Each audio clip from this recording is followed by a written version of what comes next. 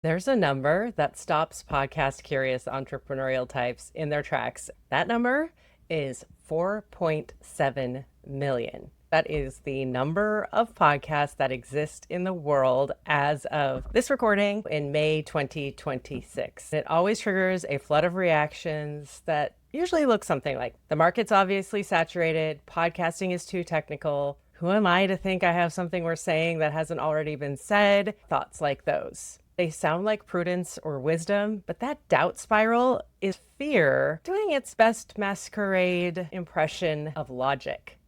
But the trajectory is always something like, you have the idea, you can see the shape of it, you can even imagine how it will look, feel, sound, you even know why it would matter to your audience, how they would love the background that you've carefully arranged. Side note, mine is just an accumulation of the maximalist life that I lead. And then somewhere between that idea and that vision and hitting record, you decide it's probably not for you, and self-sabotage wins again. And yes, podcasts are everywhere. Pick a niche, and I'm sure there's a podcast associated with it. Shout out to the local firefighter who had the sponsor table next to mine at opening day of softball, baseball season and told me about his podcast, Three Poor, P-O-U-R, Decisions. He's a sommelier and a firefighter, and he has a podcast. But I digress, as always. That big number I said at the top of this episode belies the reality of the situation. The pervasiveness of podcasting has led to the pervasiveness of podcast consumers, listeners, viewers, however they get their podcasts, wherever they get their podcasts. There is a whole lot more of them than there was just a couple years ago, to the tune of roughly 620 million people worldwide. And in the US, 55% of adults listen every week. They have a podcast habit. And you've probably noticed this behavior in your own self. Once you start listening to podcasts, it snowballs and you want to listen to more podcasts. And the more you listen, the more niche they get. The point is, while podcasting and the everywhereness of it all can be intimidating, it's actually more of an opportunity than a risk. The opportunity is all of those new podcast listeners that were figuratively born over the past couple of years since podcasting has become such a major mainstream phenomenon. The risk is that you will be too intimidated to make your podcast at all. Hi, I'm Courtney Reimer.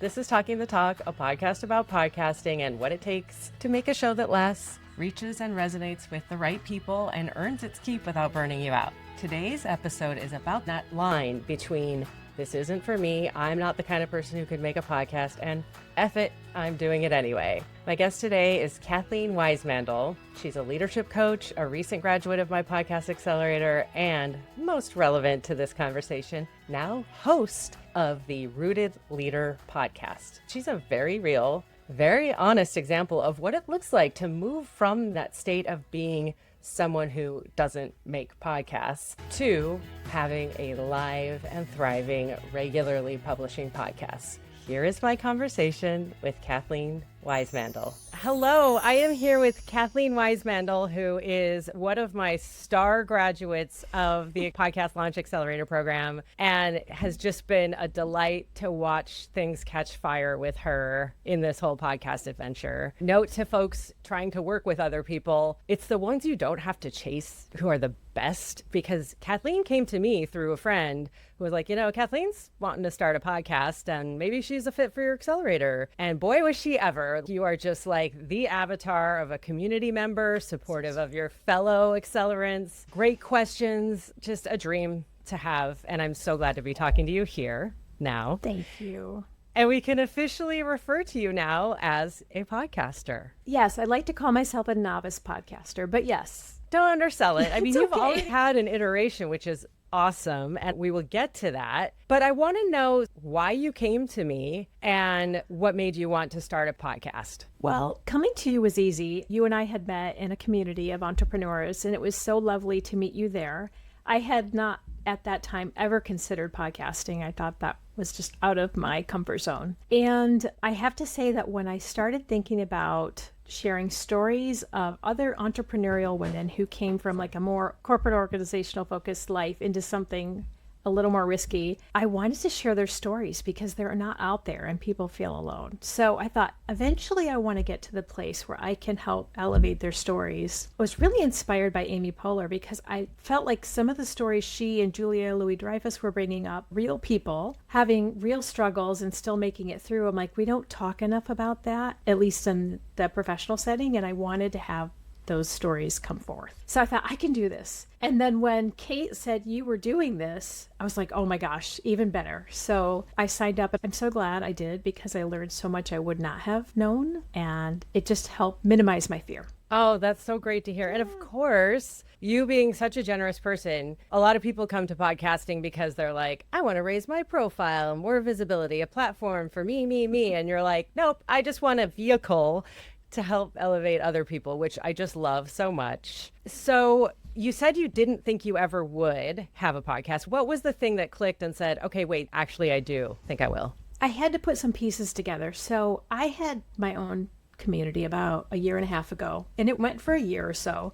It was on a platform. It just was a little hard for my community members to sort of access it in real time, but the connection was real. And once I heard the stories that were being shared by Amy Poehler and Julie Louis-Dreyfus, I thought, oh, that's a way to take the goodness and the connection that came from that community and iterate on it in a way that could be meaningful. So we found connection in that sort of we're not done yet feeling in that community. And so that worked. It was the platform that wasn't so easy. But I thought, well, if we can still connect on these types of things in another different sort of way, could it still be useful and carry on? So could I iterate on something that didn't have complete success, but build on the things that did succeed in that to amplify it? And I think just having a more clear purpose allowed me to move in that direction. Great. And so how has it been different from what you maybe imagined? I mean, looking at people like Julia Louis-Dreyfus and Amy Poehler, who have decades of training of being on mic or in the spotlight, that's like a huge leap to think that you could sit in the same chair. So how has it been different from what you thought it might be, and how has it fit into your life? I think what you said was you can start small and sort of iterate. And so that gave me permission to try with content I already had. So initially I started with mini-sodes of some leadership content. It was just my voice, which I actually think was harder. So I had a little bit of a perfectionist mindset. So I had to edit the heck out of those things. My first episode's not so great because it's scripted. And then the next ones, I'm trying harder not to be scripted, but I'm talking more slowly. They're okay. And they're under 15 minutes. So my hope was I could reach people who don't get invested in coaching with some coaching content. And then I decided to launch into the interviews, which was really what I wanted to do. And fortunately for me as a leadership coach, it came a little more naturally. So I used a lot of the tips you had, a framework of questions, understanding the archetype of the guests that I would be including, and have it be a conversation, like you said. So it is nice that I don't stay so scripted. I feel a lot more natural. I think it probably comes through better, and it's certainly more fun, but it's allowed me to have more confidence as I move there. And also, I love so much that you helped us with the editing, which would have been super scary and not even knowing where to go in terms of tools to use. You helped us with that. And using Descript for me was something I was doing when I wasn't interviewing anyone, but just recording myself. And then moving into Squadcast and Descript with the interviews has been fairly natural. Okay. Thank you for saying the kind things. It lights me up to know that things that I said have helped you get to where you are. So much to grow on here. So I am curious, and this whole thing, as you know, my podcast, I'm going through the same journey or trajectory. Even though I've been doing this for decades, I'm still learning, and I am in a different role than I've ever been in podcasting. And so I like to get tips from the people who are learning from me. I can learn from you. So the editing thing, this is a bit of a tangent. But you mentioned that you're a perfectionist. Yes, hi. I haven't recovered at all. We should have like a whole separate group therapy session about perfectionism. So yes, I am still editing my own podcast, which is really not a great use of my time, but I also enjoy it / it's fun. Right? I love it. You do. But it's also maybe not the best use of your time either. But tell me how it's going. How does it feel? Do you think you'll continue to do it indefinitely, or will you ever bring on help? I don't think I'll bring on help. When I first started doing the minisodes, they were weekly, and that was a lot on myself, I felt. And again, I was editing a lot more because I was worried about how I was sounding. Same. This doesn't bother me as much in the interview format because I feel it's just much more natural. I've only edited one of the interviews, so it wasn't so bad. So I think it'll be okay. Yeah. And I intend to release every other week for a while, and let's just see how that goes. So that feels doable right now with the workload I have in. Good. I have a very much love-hate dysfunctional relationship with editing, but I hear you. There's something that's very creative in a way. But editing aside, it's interesting that you mention, and I think this is a lot of people's assumption going into podcasting, especially people who, the common saying, I don't like the sound of my voice or I hate the sound of my voice, which is why people steer away from having a solo kind of monologue episode. However, you know how I feel about having it all rest on an interview format, because I feel like for lots of reasons, if you're only doing the interviews, first of all, you're not getting your moment in the sun, which I know doesn't matter to you because you like to highlight other people. You know, a little bit. I do want my voice out there as a coach. So yeah, but it's funny. I had someone on my show who's, I think she's 275 episodes deep into her podcast. For real. Her name's Deb Boulanger, and I got to give her a shout out. Life After Corporate is her company and her brand, and she helps women transition, sort of like you, from corporate into entrepreneur life. And anyway, she said to me that even she, who leads cohorts and groups and coaches people, feels this onerousness of the solo episode, which surprised me. But my whole thing is, if you're relying on other people, and maybe it's a control freak thing, but it's also a logistics thing. Like if you cancel today and I was certain I wanted to release it on Tuesday, what would I do? What if I didn't know how to do a solo episode? So yeah. What are your thoughts on mixing up episode formats? Or do you think you'll just keep leaning into interview? No. I love it. And I would not have known that. And the other thing was I was thinking about having two separate podcasts. Mm-hmm. Remember, I started with one and sort of a different title. And one of our cohort members, Nita, said, why can't it all be under one? And I was like, oh my gosh, that's brilliant. I can just have, in my own mind, I hadn't thought about having different types within one umbrella. And so I have the Rooted Leader podcast, the minisodes, but then I have Leader Reflections, which was initially having like a 5-minute leaders who are in my network pontificating on the topic of the minisode, saying their perspective on it. So they listen to one of your episodes and it's like a reaction to it? Okay. Well, kind of. So my topic, I had the human side of change. So I think Nita was the one who had her leader reflection on that. And it was beautiful. I had one on courage, and someone else reflected on courage and what it meant to him. And I can't remember the other one. The first one was so beautiful. Pamela Isom had given her perspective on how important discernment was to her making a pivot. And it was beautiful. And it's just nice to hear other voices. So it was before I was ready for a full interview, but it was a nice way to get other voices out there in a 5-minute format. So I just said, hey, send me an MP3 sound clip of you about 3 minutes. I'll edit it. I'll do an intro and then put you out there. And it was kind of nice. I don't even know how it came to me, but it was so nice to hear their perspectives. I love this so much. And this is the thing, like we think about the genesis of podcasting around the time that Serial came out, even though it'd been around longer than that. This American Life. Yeah. So it's been around for probably, depends on what you consider the genesis of podcasting, but a couple decades. Yeah. And yet every day people are inventing new ways of making a podcast, what a podcast is. You're the first person who said to me, I had someone send me an MP3 file and then I made it into an episode. I love that. I love that you're inventing new ways of podcasting. Oh, it's so man. Cool. Anyway, it was really nice because it was a low lift for them. You know, I have people in my network, my friends, that are doing some brave things and they don't know how to necessarily amplify their voices. And if I can give them 5 minutes on somebody connects with them who might not have, that's really awesome. So, hey, if you're listening to this and thinking, I know a podcast would be good for my business, but I have no idea what I'm doing, it's your lucky day because I am opening applications for my Sounds Great Podcast Launch Accelerator. It is a small group program designed for entrepreneurs who want to build a podcast that works for them and their business without adding a ton more work to their lives. Live masterclasses led by yours truly, along with one-on-ones for you to work with me directly on anything from editing your first episode to coaching on how to conduct an excellent interview to tutorials on the tools I use to create this very thing you're listening to right now. The cohorts who've completed the Podcast Launch Accelerator have the most flattering things to say about what it helped them achieve. Like, I couldn't have done it without Courtney, etc. At the end, you'll have a clear concept, title, positioning, and you'll have an actual podcast out there in the world with a trailer that we'll build together. So if you've been thinking about going for it with a podcast and you don't want to go it alone, learn more about the Sounds Great Podcast Launch Accelerator at soundsgreatstrategy.com.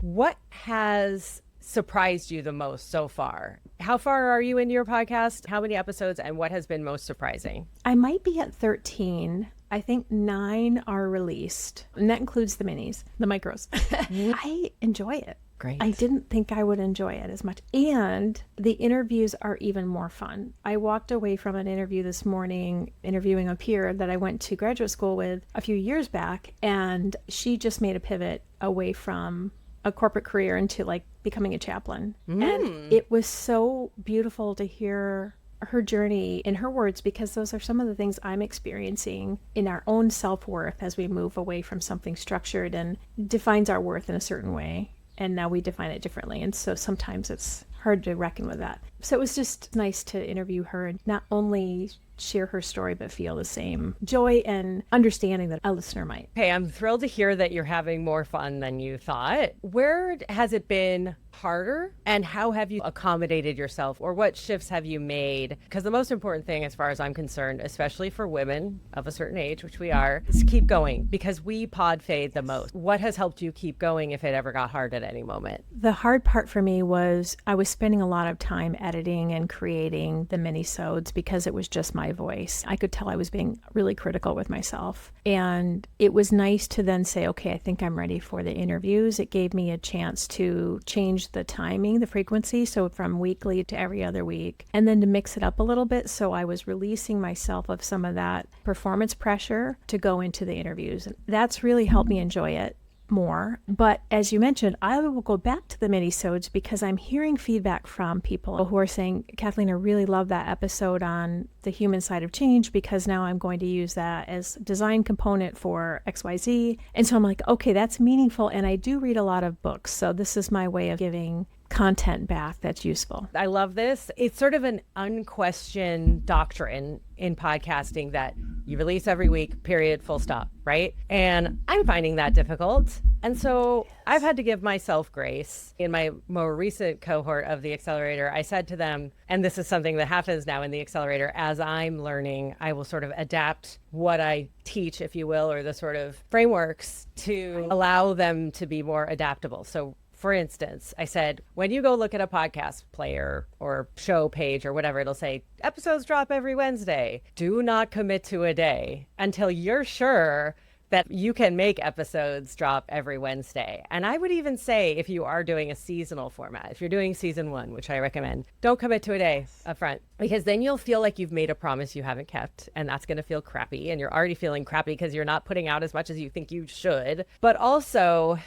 I just had a moment, like literally 5 minutes before we recorded, that it's a novel idea to some people that their podcast can take a vacation or a week off. And so I've told people, and I'm telling you now, if I haven't before, you can, over a holiday, say, here's our best of. And by that, it's not a whole new episode. It's not, here are clips from the best moments. It's we're putting in your feed again an episode you might have missed, but was a hit with the audience. And that gives you a week off. And it gives that episode more exposure to people who may not have seen it or heard it. What I'm about to tell you is I have a new way of framing that, because I was like, oh, I got to get an episode out this week. But I'm in this particular mindset, which is I've been told yet again, it's ridiculous that I don't have an email list that I'm aggressively promoting and growing and all of that. It's like, I have a lot going on, guys. This podcast first, one of my first episodes was called People Will Say You Have to Have a Newsletter. There's Another Way. And so because it was one of my launch episodes, and I'm saying this, who knows, I'll edit it out if I don't end up doing this, rather than it being a best of, because it's too early in my talking the talk journey to call it a best of,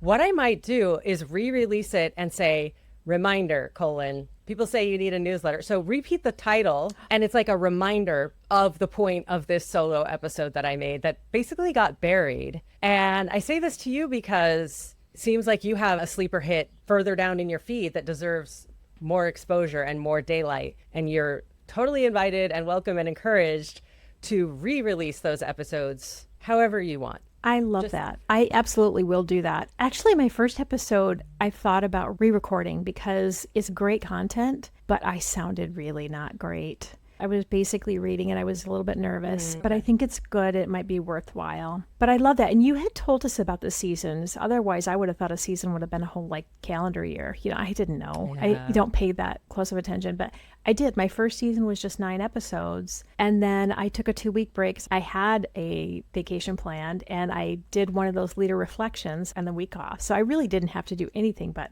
create the intro. And I think the next week I just let myself say, hey, there's nothing there. I'm good. I think unless you are Amy Poehler or Exactly. Julia Louis-Dreyfus, wouldn't we love to have legions of people just waiting on their podcast app for our next episode to come out? They're not. Right now, we're still in the building phase, and it's okay to let those episodes breathe. And I want to just say that again, because every time I go to a new episode, I'll be like, I didn't give that one enough time to pull out the different quotes that were so resonant and the sound bites and the guest to share their favorite. If you're doing it every week, time goes too fast for it to have the due attention. Now, I will just say the reason why it is such a given that we have to release every week is because the podcast apps don't have an algorithm per se. So that's the only way in which things are surfaced is recency. And so I will say there is value to that. But I don't know if you're on YouTube, and we can pivot to talking YouTube. I am. YouTube is more of an evergreen platform, right? And so that's where the algorithm does come into play.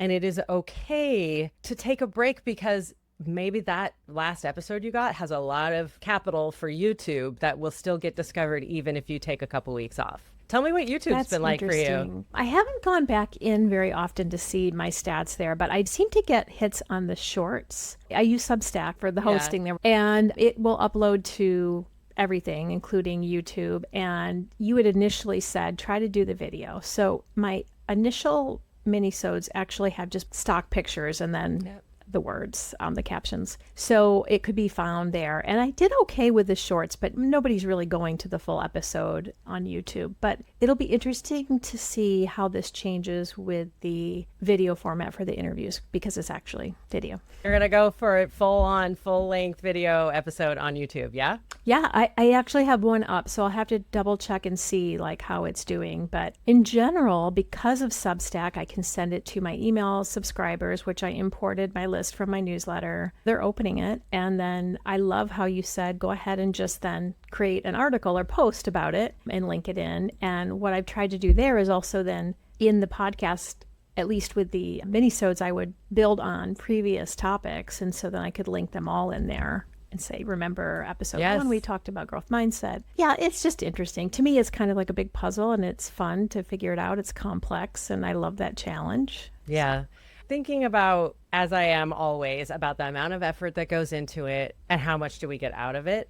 And I know even just the joy of the conversation, like the one we're having right now, this is a form of ROI to me to be able to reconnect with you and hear how you're doing and get ideas. So tell me what kind of non-download or numbers type of ROI you've gotten from your podcast. Well, I love the fact that I'm reconnecting with people who mean a lot to me or have been important to my journey of where I am right now. I've had people just be so excited to be asked to be on it. So I have at least 3 or 4 in the queue of interviews that are planned ahead. So I'm so excited to, again, it's about this generative phase of, sure, I get to talk with them, but then I get to highlight them because they're amazing people. That's pretty cool. The initial minisodes, when I started hearing people who said one of the episodes is about going through change, and it can be work change or it can be personal change, but typically it's about work. And there's these different phases. And somebody said a friend of mine listened and had realized they had never had that letting go phase of letting go of a job that they'd lost. And just knowing, being able to name it was so important for them.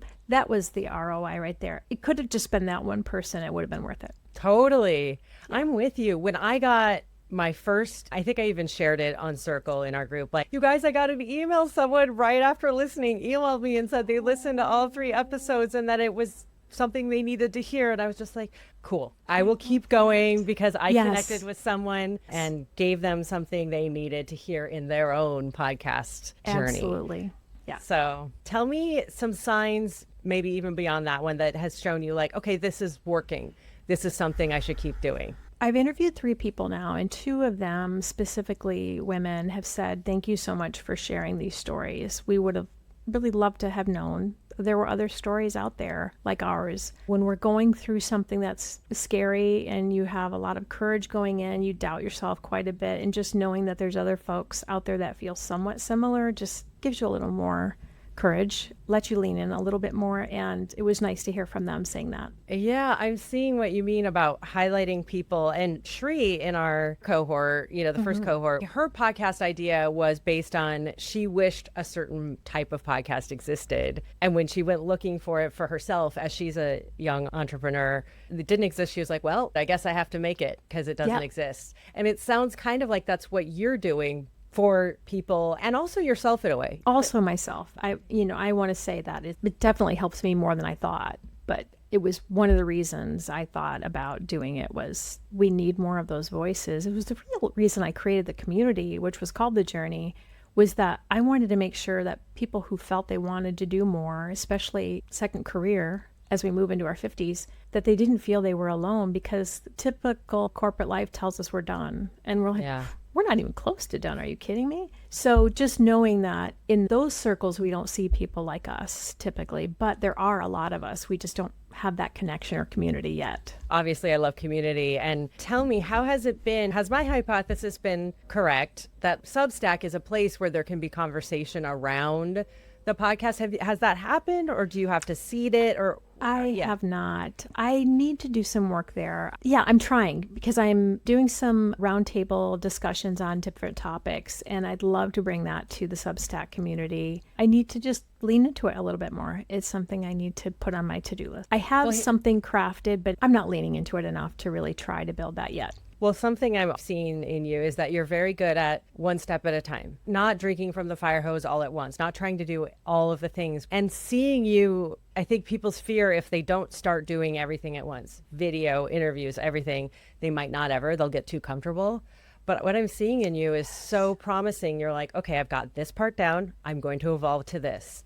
And then I'm going to evolve to this. And you're patient with yourself. Or at least you appear to be, and then you go to the next. And that's great. That's like the model of how people should do this, because it's going to not burn you out. And that's the key. And you taught us that, because Courtney, I wouldn't have taken this approach had you not given us that permission. Like, I didn't know that was a possibility. And that was so generous to allow us that information we wouldn't have known on our own, because it did give us that permission to start a little bit differently than we had envisioned. And I'm going to get our cohort peers on my podcast too. I reached out, but they're not quite ready yet. But when they are, I'm so excited, because it was really neat to learn with them too. Yeah, I think we should. And that brings me back to another thing I wanted to say, that you're planning this roundtable. There's this saying that everything is content. And honestly, now that I know about this whole, I mean, I've been in journalism and media for decades. The whole feed the beast. So you have to keep creating, always be creating. But there's a flip side to that, where it's like, you don't have to reinvent the wheel every single time. And for instance, I have an event coming up where it's going to be a fireside chat about podcasting and the value of podcasting and the realities of it. And I'm going to record it, and I'm going to maybe make it an episode. And I say this to you because you should too. If you're doing a roundtable, people do it all the time. Make that into an episode. I should ask my attendees to see if they'd be open to it. Yeah, for sure. I mean, because it's vulnerable stuff though, right? Yeah. So at least the topic we're talking about, but I can certainly use takeaways from it to say, these are some of the things we're talking about. I will say, just to push you on it a little bit, that I use Esther Perel as an example a lot. And she started Where Should We Begin when I was at Audible. And her episodes were these basically fly on the wall experience of the listener in a couples counseling session, right? And that is as vulnerable as it gets. That is, for sure. But the names have been changed to protect the innocent, or whatever the line is in Law and Order, wherever that came from. But I say this to you as, okay, maybe your roundtable may not want to reveal their identity in that, but they may still feel Similar to how you've had feedback that people have liked that you're sharing stories that so often don't get shared, you might be surprised. I would love to hear what happens if you ask your roundtable, like, I'm not sure if I'm going to do it, but maybe would you be okay if I protected your identity, if I put this into a podcast somehow for the benefit of other people? Just putting it out there, just still coaching you, Kathleen. That's Yeah, I love it. Well, I appreciate that. I like the challenge, honestly, to say I love variety. It's how my brain stays engaged. And if I can do that, I'm sure the listeners benefit from that too. So Exactly. And there's a through line of stories being shared, right? There's a way to make it consistent and not feel jarring to the listener that this new format is in there. It's all experimentation at this stage. We were absolutely talking about that this morning with my friend, is that this whole process of rediscovering who we are and the value or impact we can make is about experimenting. Not everything lands, but it informs the next step. So being more comfortable with that is cool. I'm good with it. Good. Okay, just to kind of wrap up this part of it, let's say someone is exactly where you were maybe at the start of like our accelerator, questioning yourself, not sure if it's even going to work. What would you tell them? Talk with Courtney. I just love the community, right? Like we were all in it together. And the fact that cohort members were bringing up questions I hadn't even thought of was so helpful. And I'd love to learn. So it was just a really great setting for me to explore and experiment. The templates were fantastic to spur my thoughts and ideas. And I couldn't be where I am right now without it. And even though it's not a monetary journey for me, it certainly contributes, I think, to my journey as a leadership coach and getting exposure to others who might want to invest in themselves for just clarity. And yeah. Okay, I appreciate the ad for the accelerator, but the accelerator has ended and you're on your own now. To someone who's questioning themselves, what would you say? Still connect with others who are on that journey. Anita and I still connecting with Shri and Kay through email, just letting each other know that we're on that same journey. We can ask each other questions, share our concerns. Also, just give it a try. Oh my gosh. There is a little fear in knowing something's out there that's not perfect, but my episode 1 is just not perfect, and I have to sit with that. It doesn't feel good, but it's okay. They get better. Okay, so even more than you complimenting the templates and the accelerator, hearing that you guys are still connecting, just I could cry. That's exactly what I want out of this thing, so I'm so pleased. Okay, moving on to our rapid fire. Okay, we'll start with our true and false section. True or false, podcasting is harder than I expected. False.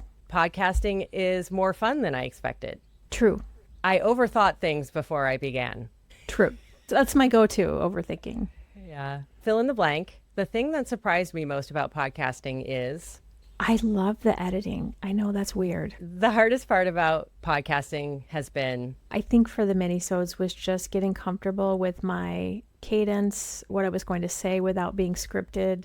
I had to really think about it in real time. It was hard. The easiest part of podcasting for me has been... Oh, the interviewing was way easier than I expected, and it's just beautiful. I almost feel like I get more than anybody else from it, but I don't think that'll be true. That's the goal. Side note, people don't think about the ROI of the moment of the actual interview. They think about, oh, the clips that I'll send and I'll get exposure to that. Never thought of it. I love that. Last fill in the blank, podcasting has made me feel more...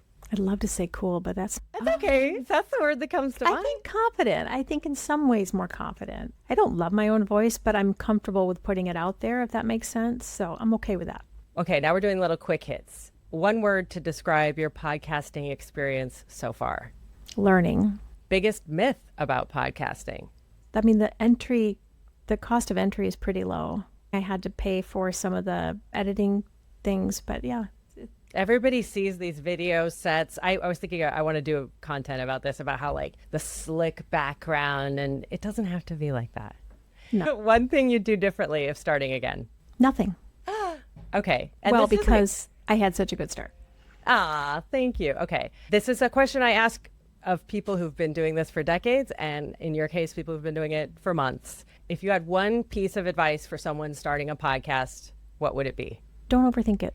Just try it. Obviously, the best part is that I don't do anything live. So when I interview somebody and you share this with us too, I tell them, if you say something that you don't like, I'll just edit it. Let's just re-say it. And that was such great permission because I was interviewing someone the other day and I said his name absolutely wrong. And I've known him forever. It was just something with nerves or just getting started. He's like, he has initials. He said, you said my second initial wrong. I'm like, oh my gosh. But you just edit it out. Start again. That's right. So That's right. it's Good. so freeing. I'm so glad that editing has been this magical and freeing and wonderful thing for you. It's great. Yeah. Well, thank you, Kathleen. Where can people find you? Where would you, if people were going to go one place to connect with or learn more or get more from you, where would you point them?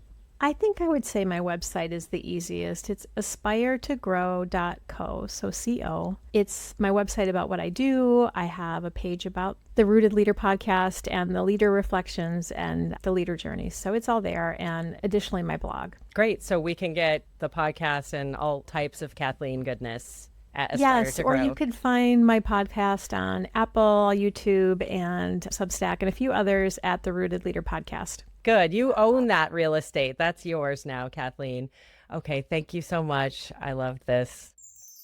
Do you feel any different about podcasting than you did like 30-ish minutes ago? Like maybe it feels less abstract, less for other people, less out of reach, more possible, a little less something other people do and maybe something that you could do and not only do, but have fun while doing it and learn more about yourself and the world and other people because of it. And yeah, maybe get some business because of it. I was so struck by that transformation in Kathleen and seeing the fun and joy that it's bringing her. I mean, I know, especially lately, I can be really kind of obsessed with the whole return on investment of it all and how are you converting clients and blah, blah, blah, business. But it can be a both and. It can be a hobby, it can be humorous, it can be joyful, and it can help you grow as an entrepreneur, founder,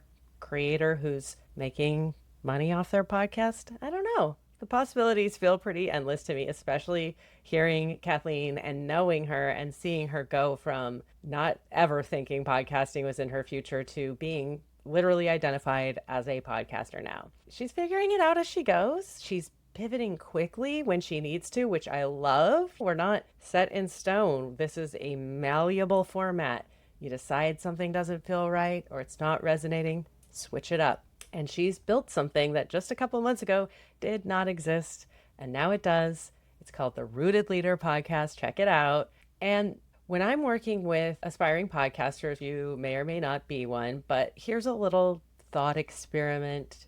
Next time you're thinking about your podcast, stop thinking, stop jotting something down, tapping away at your notes app, and instead record your voice talking about it. Free associate, ramble, whatever. But I like to bring people very quickly from idea, abstract, words on a page, to your voice telling a story, sharing your unique point of view in a file that can exist in a machine or in someone's ears, or eventually, as I am now in front of you, a face on a screen. So I invite you to do that.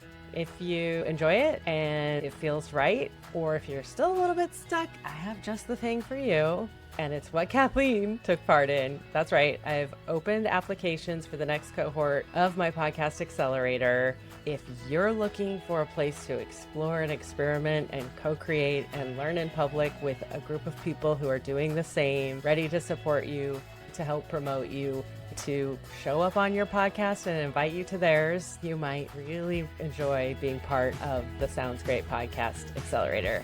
Applications are open. Go to soundsgreatstrategy.com.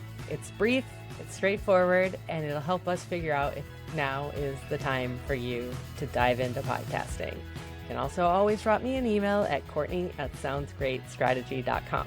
Until next time, this is Talking the Talk, a podcast about podcasting with me, Courtney Reimer. Thanks for listening. Thanks for watching. Thanks for creating. And please keep doing all of the above.